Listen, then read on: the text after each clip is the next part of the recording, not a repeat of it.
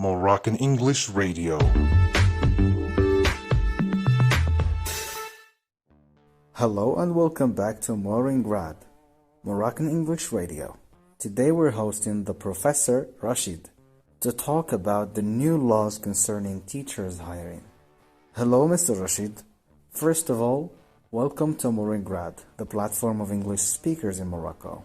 Well, first of all, I'd like to thank Moringrad for the invitation they are offering to speakers of English all over Morocco. What is your opinion about the new laws concerning teachers hiring? Well, opinion concerning the new laws for teacher hiring. I'm not a legal person. I'm not someone who can criticize the law, but I think as a simple man, as a very humble person who has spent more than 30 years in the domain of education, I think it is unfair. Unfair from 2 points of view. Unfair from the humanistic point of view. Unfair from the divine point of view, because the marginalization of some, let's say, candidates not yet becoming teachers, of course, the marginalization of some candidates, I think, is a bad decision. I don't know how the decision has been taken, who has decided this, but I'm sure they are marginalizing a community that can give them not a lot of, but let's say that can give promising teachers. Educationally speaking, what do you think are the best criteria for selecting teachers? Concerning the question of the criteria for selecting, I 100% disagree with the decision of discarding and marginalizing a whole community of students who do not have high grades or who are not less than 30 years. Okay, let's take the example. At some faculties, the exams that are administered are analytical ones, and some others are MCQ style. So, of course, the MCQ test gives more chance to get higher grades, whereas the analytical one gives more chance, of course, to get less than 18 or 17. If the government or the Ministry of Education standardizes the tests for all faculties and all universities in Morocco to be the same, like the baccalaureate standard national exam, I may agree with the decision the ministry has taken for selecting teachers or candidates for the teaching job. But with the situation that we see now, I don't think they are doing a good job, and I disagree with them 100%. For the age, I think with the experience of late Minister Wafa, I think it has been demonstrated concretely that teachers in that exam have done well, have done far better than it was expected, and during the training, 6 months or 7 months they spent, I think in this case, I think that the trainers should be asked about this, and I'm sure they will give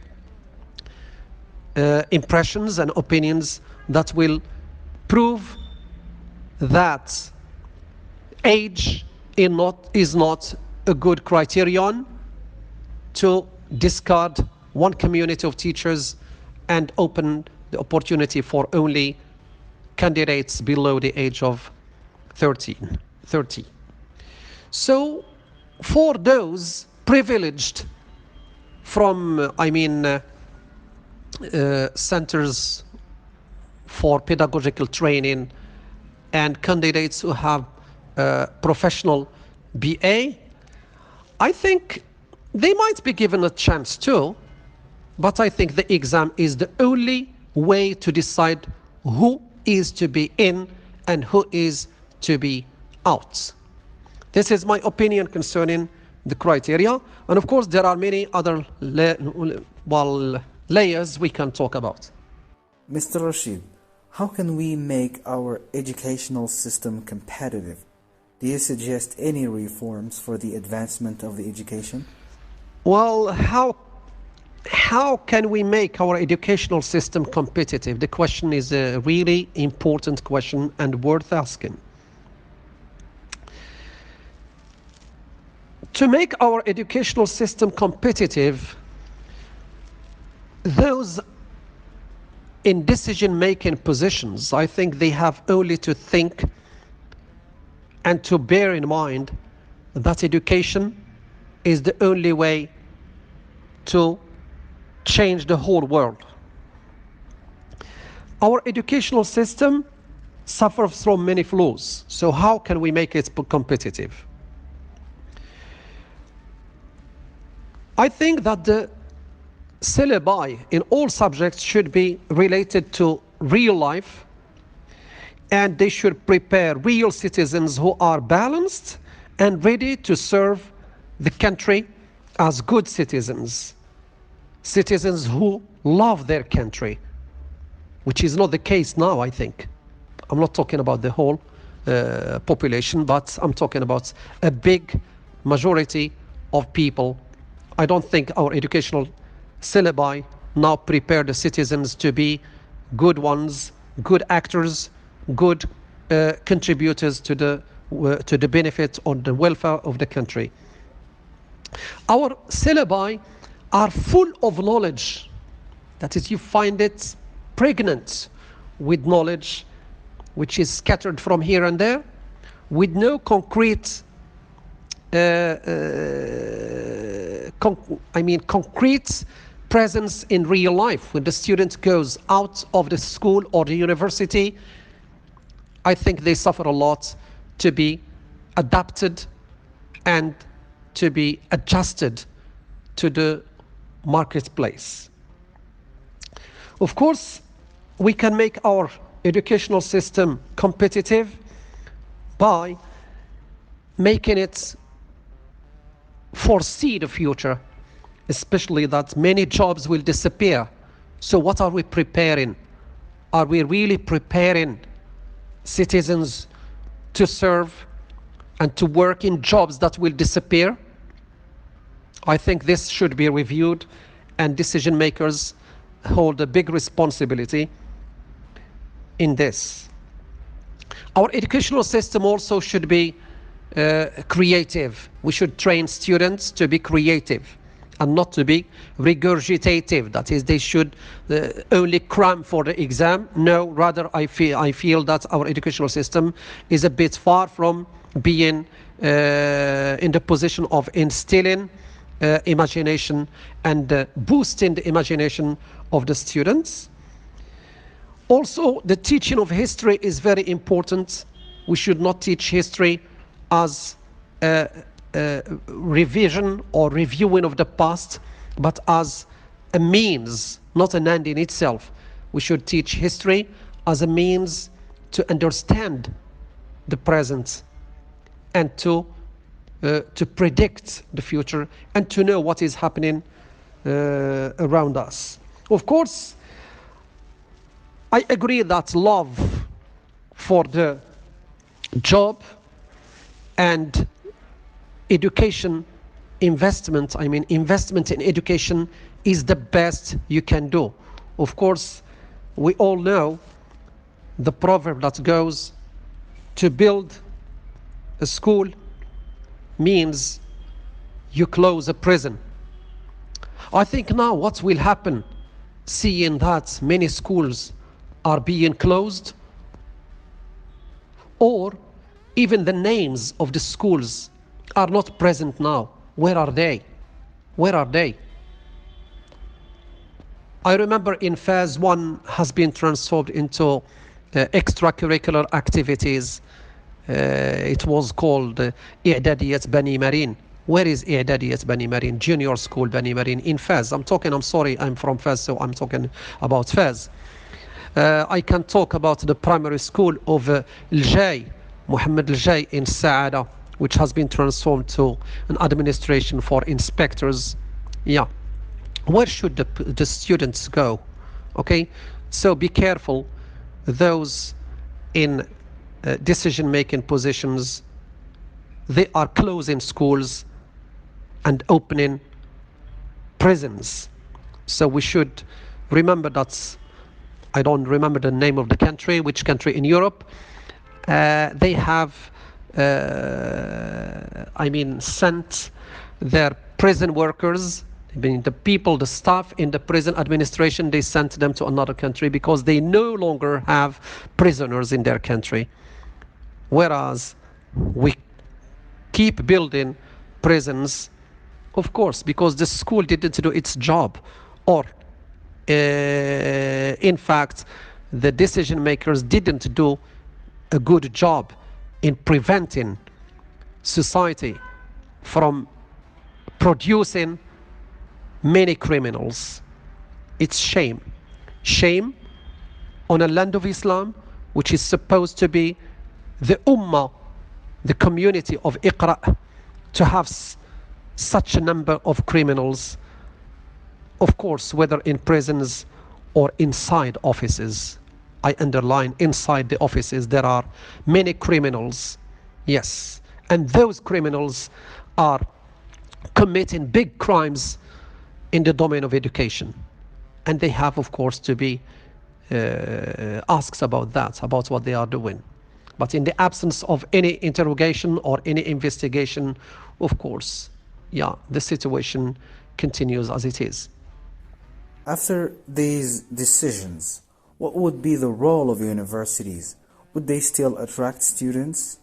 Well, after these decisions, the role of universities, yes, it is absurd now to talk about any role of university except for preparing students to other jobs. Okay, for the teaching now, it seems that it is no longer the right place for getting teachers if the decision continues to be taken. I disagree 100% with the decision. Yes, let's open it for all and let's see, well, the best students should be the ones who demonstrate or who perform well in the day of the exam, whether oral or written. Of course, it's shame to have again such a decision being taken. The university should have its value, should have its importance in the life of students, and in all over the world, the changes in the domain of education have started, not to say took place, I say have started at universities as ideas discussed, etc., then of course influencing the decision makers to take this or that decision. Well, the last thing I can talk about is the intention, okay? To have previous experience accumulated. We have to benefit from the experience of both the teachers and the state if there is any good intention on the part of decision makers to put forward the educational system. Of course, if we don't learn from our mistakes, then we will be condemned to repeat it. As it is said, those who do not remember the past are condemned to repeat it. Change should take place We should see the future with new eyes, new brains, new perspectives. We should hire the qualified, I agree, but not in this way, that it has been set to choose one community and to marginalize the other. Exam sheets, exam classrooms, written and oral, are the only way to show who is to be a teacher and who is not. Thank you, Morin Grad, for the opportunity to talk about this issue. I have tried to focus on the educational aspects, far from being very legal, because I'm not a teacher of law and I cannot talk about the law. I have given my opinion. I repeat it, I disagree 100% with the law of new law of hiring new teachers to the teaching job. Thank you again.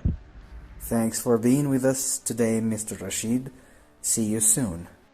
Ladies and gentlemen, we have come to the end of our episode. Don't forget to subscribe to our channel for more.